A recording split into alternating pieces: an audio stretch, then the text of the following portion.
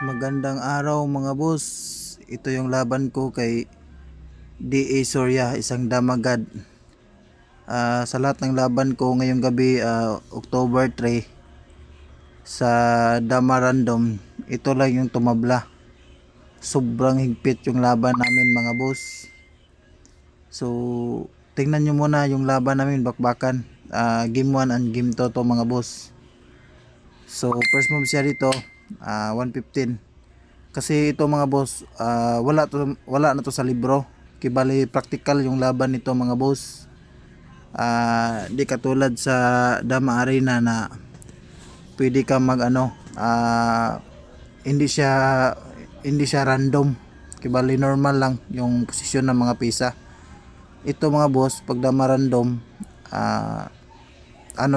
naka-sit up na yung mga pisa po. So ito yung laban namin. 116 lang ako, 51, ganyan. Sobrang ganda ng laban mga boss, sobrang higpit ng laban na to. Napakagaling talaga, isang damagad ito si DA Soria. Pinakain ko lang, maneuver atras. So 51, ganyan yung ito yung laban namin. Ganyan,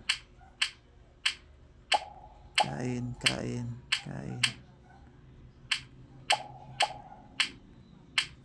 Binilisan ko ng konti mga boss kasi para hindi masyadong mataas yung yung minutes. So itong posisyon mga boss, nag-declare na kami ng draw dito sa game 1. So game 2 naman tayo mga boss. Ako naman yung puti, yung nagdadala. Baliktaran kasi ito mga boss ng posisyon. Kanina ako yung black, so ako naman yung white. Sobrang higpit ng laban mga boss, sobrang ganda yung laban. Napakagaling talaga ng isang damagad. So ako naman yung puti, tumira lang ako 8-3. Tapos 115 siya. So parang lang to, may mga transposition lang. Sa ganitong laban mga boss, pag mga Dama random, may mga minsan talaga may mga parts na parang magkapare-pareho lang yung opening minsan. May mga position talaga na parang magagaya mo sa normal na laro.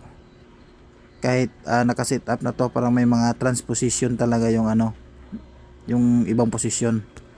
Ganyan, pakain ako. Umabante lang siya. 14, 16 pakain. Tapos 13 lang ako mga boss. Sobrang galing talaga nito mga boss, DA Soria. Hanggang tabla lang talaga ako nito. Sa lahat ng nakalaro ko sa Dama Legends ngayon, sa Dama Legends ngayong October 3 Dama Random, ito lang po yung nakatabla sa akin mga boss. Lahat po talaga ay na tinalo ko. Ganyan yung laban namin. Sobrang higpit mga boss, napakasulit yung laban po talaga.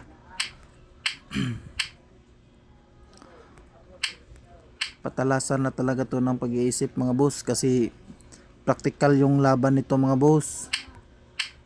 6-2 siya, 7-3, ganyan, pasok siya, pakain ako, ganyan, tira lang ako 8-3 mga boss.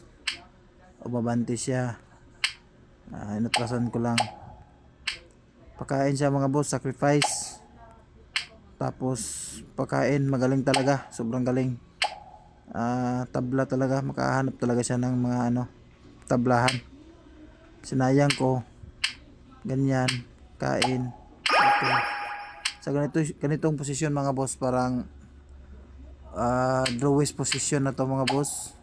So nag-declare na kami ng draw nito.